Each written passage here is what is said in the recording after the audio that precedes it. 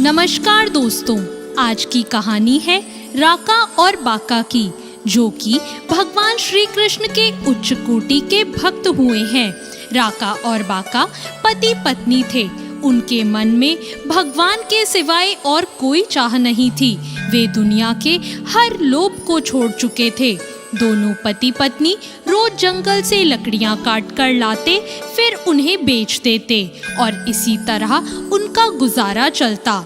और अगर उनके पास कुछ बच जाता तो शाम को उसे बांट देते और फिर से कंगाल होकर सो जाते और अगले दिन फिर से लकड़ियां काटने या लकड़ियां बीनने चले जाते। एक बार संत श्री नामदेव जी ने भगवान श्री कृष्ण से विनती की कि आप अपने भक्त राका बाका की गरीबी दूर कर दीजिए। भगवान ने कहा, मैंने बहुत से उपाय किए उनकी गरीबी दूर करने के लिए, लेकिन वो सब कुछ दान कर देते हैं। 2-3 बार तो मैंने खुद भेष बदलकर उनकी लकड़ियां 100 गुने दामों पर खरीदी थी, पर उन्होंने सारे पैसे सत्संग में दान कर दिए। फिर भक्त नामदेव जी ने फिर से आग्रह किया कि आप एक आखिरी बार इन्हें फिर से धन देकर देखो।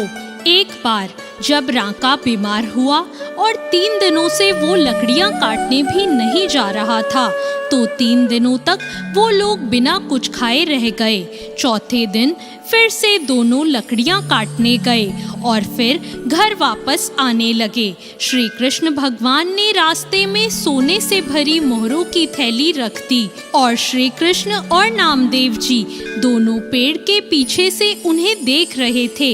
इतने में राका बाका जी वहां से गुजर रहे थे।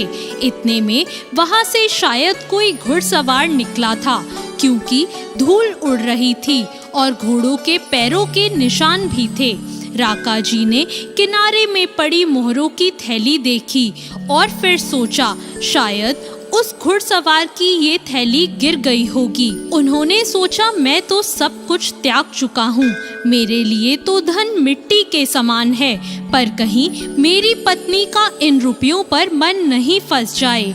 कहीं वो ये ना सोच बैठे कि रख लेते हैं, बुरे दिनों में काम आएंगे। और ऐसा सोचकर बाका के आने से पहले ही उन्होंने उस थैली को जमीन में दबा दिया। तभी बाका ने उन्हें मिट्टी डालते देख लिया। बाका ने पूछा, आप क्या कर रहे हो?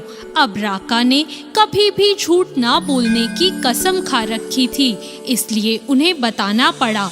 उन्होंने कहा, मुझे माफ करना, पर यहाँ सोने से भरी थैली रखी थी। मैंने सोचा कि 3 दिन से तुम्हें भूखा रहना पड़ा था, कहीं ये सोचकर तुम्हारे मन का लालच ना जाग जाए, इसलिए तुम्हें ध्यान में रखकर मैं इस पर मिट्टी ढक रहा था। राका की बात सुनकर बाका खूब जोर से हंसने लगी और बोली, मिट्टी पर मिट्टी डाल रहे हो, तुम्हें शर्म नहीं आती?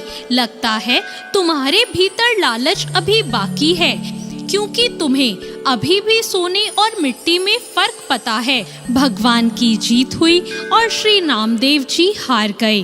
तब भगवान श्री कृष्ण ने प्रकट होकर राका और बाका को दर्शन दिए और फिर वे दोनों भगवान को अपने घर ले गए।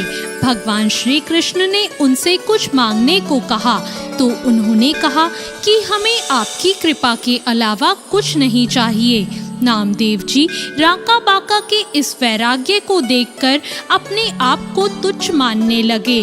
जिसे प्रभु की कृपा समान अमृत का स्वाद लग जाता है, उसे संसार की हर चीज तुच्छ ही लगने लगती है।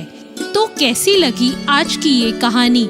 ऐसी और नई कहानियों के लिए हमारे चैनल भक्ति ज्ञान को तुरंत सब्सक्राइब करें। धन्यवाद।